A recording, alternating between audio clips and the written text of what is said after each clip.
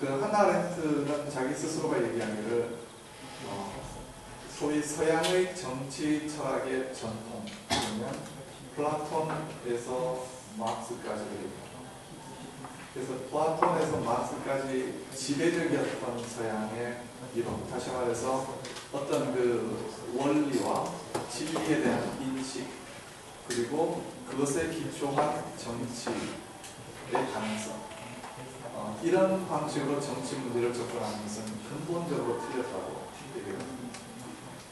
그래서 이제 아까 말씀드렸던 그런 여러 사람들, 그게 좀 더 얘기하면 법의 정신을 썼던 몬테스큐도 추가를 하셨는데, 이런 사람들의 사상을 많이 영향을 받지만 거의 우리가 얘기할 때 아렌트의 사상은 어느 특정한 사람의 제자라고 얘기할 수 없을 정도로 아주 오리지널 띵커라고 얘기를 합니다.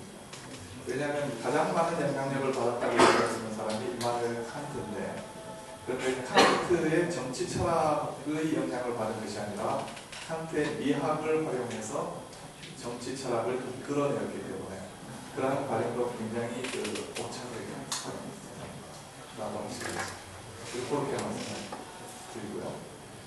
May I ask a quick follow-up? Does she explicitly appeal to Augustine? Does she specifically appeal to any of the writers in the Christian tradition? And how so? 특히 이제 세인 어거스틴으로부터 굉장히 영향을 많이 받았고요. 특히 이제 어거스틴에 대해서는 이제 마지막 질문하셨지만 이제 앰비블런트한 태도를 가지고 있습니다. 양가지인데요. 사랑의 개념에 대해서는 내 이웃을 내 몸같이 사랑하라고 얘기를 하지만 우리가 사랑이라고 하는 것에 대해서 예를 들어서 이제 여기 남학생이 있고 여학생이 있잖아요. 자네 저 옆에 있는 양수 사랑해 하고 얘기하면 좀 이상하잖아요. 우리가 보통 love라고 생각했을 때 누구에게 사랑하라고 권하는 것은 이상한 사랑은 자연스럽게 생각이 되고, 그런데 거기에서 이제 예수님 말씀이 사랑하라, 사랑을 아주 공개적인 어떤 행위로서 했을 때는 이제 그 사랑의 차원이 조금 달라지는 부분이 있고, 근데 어쨌든 그런 부분, 그리고 사랑이 가지고 있는 이제 이제 아주 독특한 성격이 정치 영역에 대해서 갖는 부정적인 측면, 그런 데 대한 비판도 있고요. 그리고 이제 그러나 이제 아까 말씀드렸던 것 같은 이제 탄생성, natality, 모든 사람이 태어날 때 이제 그런 어떤 새로운 것을 시작할 수 있는 능력을 태어났다라고 하는 것도 이제 어거스틴의 사상이죠. 그래서 어거스틴으로부터도 영향은 받지만 그게 절대적인 우리가 이제 영향이라고 얘기했습니다. 그러니까 선생과 제자와 같은 맥락으로 얘기할 수 있는 그런 사람은 이렇게 딱 찍어서 얘기하기 쉽지 않은 그런 것 같습니다. 올해 10월 14일 날 한국 외국어대학교에서 하나 아렌트에 대한 심포지움을 열었는데 제목이 위대한 사상가와 아렌트와의 대화 이렇게 되어 있습니다. 그렇게 해서 이제 아렌트에게 영향을 줬던 사람들, 이 사람들 여러 사람들이 다른데 어떤 사람은 이제 워터 베냐민하고 이제 얘기하기도 하고, 저는 칸트에 대해서 얘기하기도 되는데 다양한 영향력을 좀 받았다고 할 수 있을 것 같습니다. 그 다음에 이제 김상원 학생이었나요? 클라우즈비치와 관련하고 그 다음에 혁명과 관련해서 간단히 말씀드리면요, 폭력이라고 하는 것이 도대체 뭐냐 하면 우리는 폭력은 비폭력과 반대되는 개념을 생각을 많이 하잖아요. 그러니까 이렇게 뭔가 물적 강제력을 행사하지 않고 그냥 이렇게 내버려둔 게 폭력이라고 하는데, 그렇게 보면 이제 국가가 예를 들어서 정당한 권력을 행사하는 것도 국가 폭력이라는 말을 쓸 수가 있잖아요. 그런데 그렇게 쓰는 표현이 과연 적절한 표현인지 아렌트의 관점에서 문제가 많은 표현입니다. 왜냐하면 만약 정당화될 수 있는 폭력이라면 그것은 그 자체로 인정이 될 수 있는 거라고 볼 수 있는 점이에요. 그러니까 폭력 자체를 거부하는 사람은 아닙니다. 그래서 이제 그러니까 폭력의 경우 정당화될 수 있는 폭력과 정당화될 수 없는 폭력도 나뉠 수가 있고요.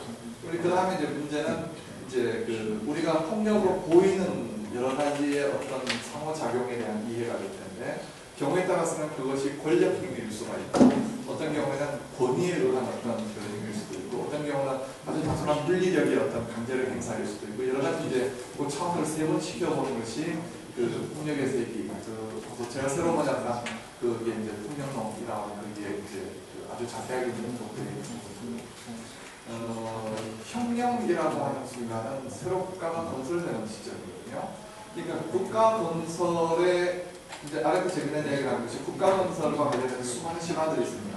로마 혁명, 로브루스와 레고스의 신화 등등 이게 과거에 이제 국가 건설과 관련된 신화들이 있는 이유는 뭐냐면 폭력을 은폐하기 위한 것이라는 거죠. 그러니까 전에 없었던 가운데 뭔가 국가가 생성될 때는 반드시 강제적인 어떤 힘들이 작용될 수밖에 없고 그것이 이제 사실은 보면 정당화될 수 있는 것은 그 이후의 세계에 따라서 상당히 달라질 수가 있을 거예요.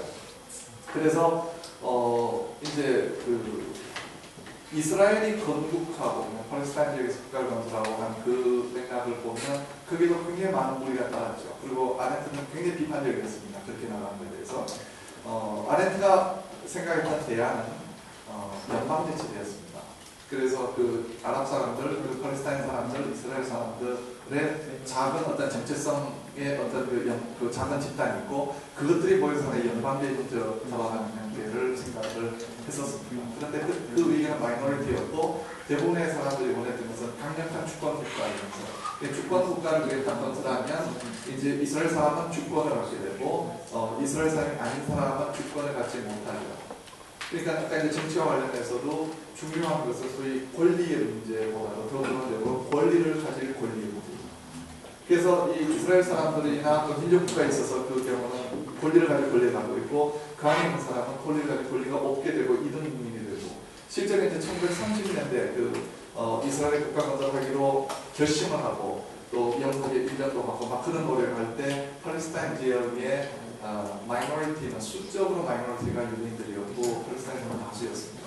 그런데 그들이 결정한 것은 다 소수인 자들이 머저리티가 되고 다수인 팔레스타인을 이제 정치적인 마이너리티를 만드는 결정을 하고 그들은 그래서 그 결과가 지금입니다. 그렇게 얘기하고 그래서 이제 그 폭력과 혁명의 문제는 단순한 비폭력주의자로 아래던 얘기할 수도 하고 정당화될 수 있는 정당성의 문제까지 심각하게 얘기합니다. 그 다음에 가치의 다원성 문제. 가치의 다원성은 그 아까 이제 정치와 진리 그게도 제가 썼지만 가치가 이렇게 다원적 가치가 중요하고 진리 주장이 문제가 있다는 것은 정치 얘기가 되거든요. 아까 얘기했던 도덕과 윤리 얘기를 하는 게 아니고 정치라는 레벨, 그 폴리티컬 레벨로 들어왔을 때의 실제로 작동하는 방식이죠. 그게 있고 그게 대해서 우리가 그 절대적인 하나님의 어떤 대한 믿음이 있는데 결국 우리는 믿음과 다원적이 되어야 된다. 그 얘기를 아내로부터 끄집어내는 것은 아닙니다. 아니고요. 수학에서 2 플러스 5가 7이 될 수도 있고 또 다양하게 생각해서 8도 될 가능성이 있고 그런 얘기하는 거죠. 그러니까 이제 그 우리가 그 진리라고 하는 단문이 그 어떤 영향력을 미칠 수 있는 그 영역이 수학의 경우와 그 다음에 이제 그 종교의 경우 그 다음에 정치의 경우 이렇게 다양하게 형이상승 이렇게 영역을 놓고 보게 되면 특히 이제 정치 영역으로 들어왔을 때는 진리의 주장이라고 하는 게 굉장히 묘하게 작동합니다. 그거는 뭐 진리뿐만 아니라 우리가 그 의도라고 하는 것도 마찬가지입니다. 제가 이제 예를 들어서 이런 생각을 한번 해봅시다. 이번에 이제 저기 안철수 씨가 마치 서울시장에 대한 야망이 있는 것처럼 얘기를 했다가 어제 이제 안 하겠다고 했습니다. 왜 그랬을까요? 그의 의도가 무엇이었을까요? 과연 한 나라를 이렇게 시키기 어떻게 하기 위한 의도였을까요? 실제로 박원순 씨 이렇게 띄우려고 한번 딱 폼을 잡다 한 것이었을까요? 아니면 대통령이 되기 위해서 양보하고 나중에 대권에 나설 의도였을까요? 우리는 여러 가지 생각할 수 있습니다. 우리가 그 의도가 진정은 뭔지 알 수 있을까요? 없죠. 그러면 안철수 씨에게 직접 물어봅시다. 안철수 씨 얘기합니다.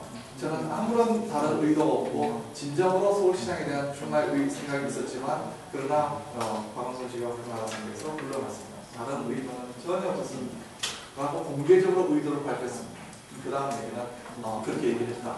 그런데 안철수가 그렇게 얘기한 의도는 뭘까?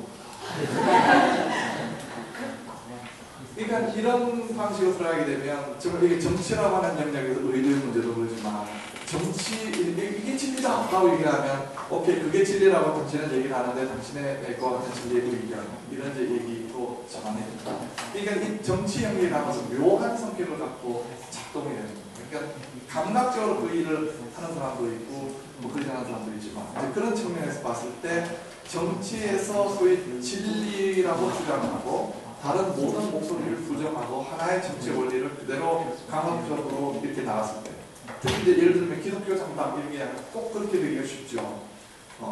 이제 그런 부분 만약 그런 식으로 나갔을 때에 그것이 갖고 있는 위험성을 생각하는 그게 이제 전체주의로 나가는 척경이 됩니다.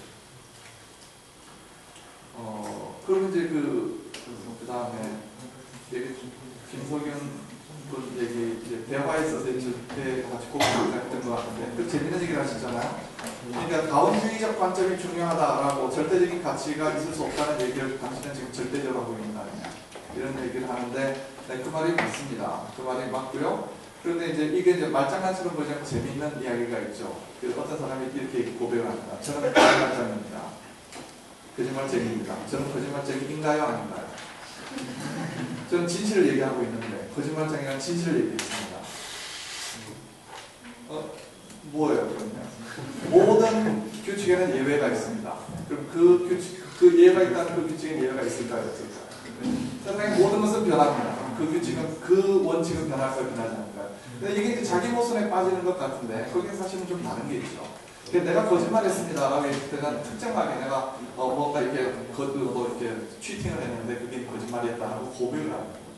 그러니까 실제로 어떤 그 팩트나 어떤 그 사태에 대해서 자기가 실제로 했던 거에 대해 가지고 반성적으로 담창해서 얘기를 하고 있는 거죠. 그 예외가 있는 규칙, 예외가 없는 규칙은 없다라고 했을 때 그 예외가 없는 규칙은 없다라고 하는 그 말 자체 말고 그 말이 가리키고 있는 것은 실제로 살아가는 여러 가지 일들이 보면 그게 다 규칙인 것 같고 예외가 없는 것 같아도 결국 다른 일이 있기에 마련이다 라는 걸 보여주는 거고 그렇기 때문에 예외가 없는 규칙이다라고 하는 말은 실제로 어떤 그 일에 대한 얘기가 아니라 그런 규칙에 대한 규칙으로 얘기합니다. 그걸 논리적으로 얘기하면 first order, second order라는 말을 씁니다. first order 차원에서 이루어지는 얘기와 second order 차원에서 이루어지는 얘기가 다르죠. 그런 의미에서는 이제 하나 아르헨트가 정치에 대해서 얘기하는 그것과 정치에 대한 얘기에 대한 얘기 이거는 이제 철학의 차원이고 이론의 차원이고 그러니까 그 얘기는 맞지만 아르헨트에 대한 사실은 적절한 비판은 아닌 거죠.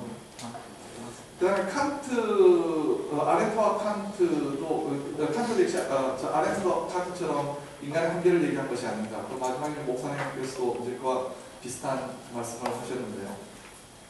그 아렌트가 굉장히 이제 인본주의적인 관점으로 나가는 건 맞습니다.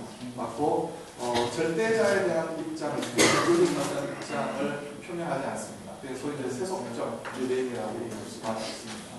그런데 이제 정치적인 입장에서 그 명확하게 얘기를 하고요. 그분이 종교에 대해서 신은 존재하지 않는다든가 그런 얘기는 전혀 하지 않고 그거는 정치 철학자로서 정치 사상가로서 그게 얘기하고 있습니다. 그래서 이제 우리한테 특히 이제 저한테 그 크리스천으로서 크리스천 학자로서 이제 아렌트 저한테 중요한 것은 정치에 대한 정확한 통찰을 갖는데 도움을 주기 때문에 중요한 것이고 그분 때문에 내가 이제 크리스천 얘기를 포기하고 신을 뭐 부정하고 이런 얘기는 완전히 별개의 차원입니다. 그래서 이제 그런 부분이 있고요. 그래서 아렌트에게 있어서 그 절대적인 가치라고 보면, 근데 이제 우리가 절대라고 말을 쓸 때 굉장히 조심스러운 것이, 제가 이제 철학개론에서 할 때는 이런 얘기를 아주 중요하게 얘기하는데, 레싱 얘기입니다.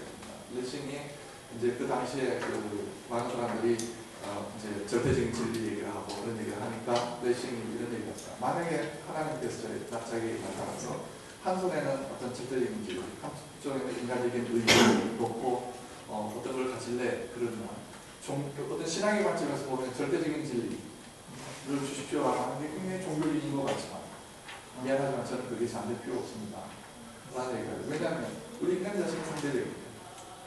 네, 그런 얘기를 하죠. 물론 이제 레싱이 거기서 기독교나 특정 종교에 빠져있는 부분을 많이 비판하기 때문에 특히 그 현자 나탄이라고 하는 희곡 작품 굉장히 작은데 꼭 한번 읽어보세요. 그게 굉장히 중요한 아렌트 이제 그 책을 아주 흥미롭게 인용하는